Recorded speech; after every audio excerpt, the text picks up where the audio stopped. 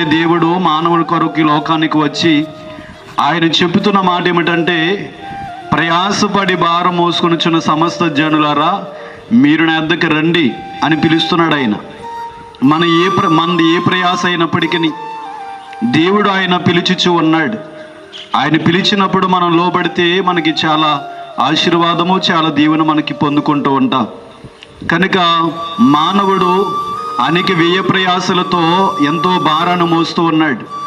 ఆ భారమును తీసివేయడానికే యేసుక్రీస్తు ప్రభువైన వారు ఈ లోకానికి వచ్చారు.